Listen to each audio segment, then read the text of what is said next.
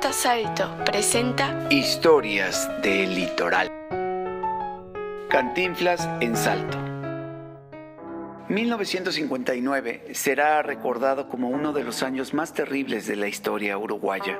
Aquel año se registró una inundación espantosa que abarcó toda la región litoral y mucho más. La lluvia comenzó en marzo de aquel año, pero fue en abril en donde se preparó la tragedia. Ese mes llovió ininterrumpidamente durante 20 días, provocando que el río Uruguay se desbordara y se llevara puesto literalmente todo lo que encontró a su paso. La mitad de la ciudad de Salto quedó sumergida debido a los más de 18 metros de altura que alcanzó el nivel del agua. La ciudad quedó aislada e incomunicada. La red telefónica colapsó, lo mismo que el sistema de telegrafía y muchas de las estaciones de radio que transmitían el estado de situación.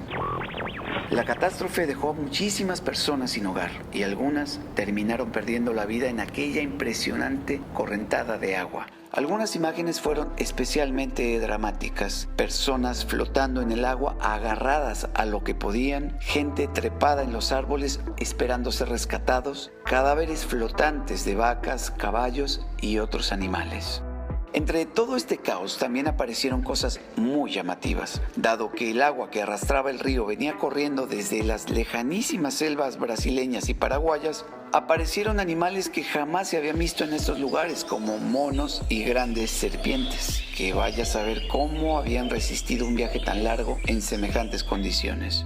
Mientras la población luchaba contra la naturaleza, también la solidaridad salió a flote. Fueron los radioaficionados, personas que contaban con equipos de radiotransmisión de onda corta, los que se pusieron al hombro la comunicación de la catástrofe. Gracias a ellos y al Radio Club Uruguayo, las autoridades y la población se mantuvieron al tanto de los pormenores de la inundación, pudiendo coordinar las acciones de rescate y ayuda que fueron necesarias. Las noticias de la inundación llegaron a todo el mundo y precisamente una de las personas que se enteró debido a estas transmisiones radiales fue un hombre llamado Mario Moreno Reyes. El nombre quizá no les resulte tan familiar, pero si les digo el personaje que lo hizo conocido, la cosa cambia. Cantinflas, sí, el famoso comediante mexicano, que en esa época gozaba de una fama enorme y que además tenía una faceta filantrópica, o sea, ayudar a los demás, bastante conocida. Al enterarse de lo que estaba pasando en Salto, de inmediato quiso hacer algo para colaborar y decidió donar 2 casas para 2 familias que lo hubieran perdido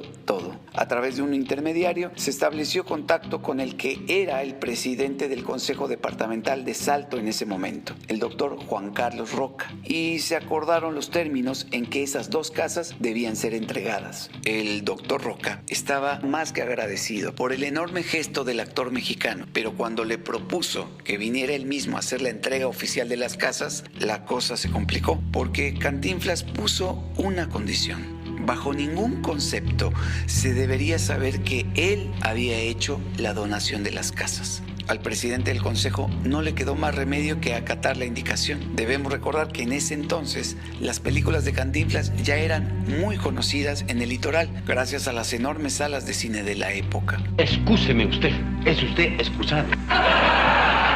Una vez pasada la emergencia, el doctor Roca puso en marcha, además del plan de reconstrucción general, la edificación de esas 2 casas nuevas que se ubicaron en los alrededores de lo que hoy se conoce como el barrio San Martín. Una familia numerosa dedicada a la pesca y que había perdido todo fue la primer beneficiaria. La segunda casa fue para una pareja de jóvenes recién casados que tenían un hijo todavía de brazos. En la inundación habían fallecido los padres de ella. El río los había arrastrado sin que nadie hubiera podido hacer nada para rescatarlos. La entrega de las casas fue un acto sencillo y emotivo, en donde se mencionó, por no dejar, que las casas habían sido donadas por alguien generoso y preocupado por las inundaciones en Salto. Pero no todo terminó ahí. La sorpresa se la llevaron los presentes cuando la joven madre abrió por primera vez la puerta de la vivienda nueva y ahí, en un rincón del living, había una enorme serpiente enroscada. Nadie sabe quién fue el valiente que se animó a sacarla de la casa.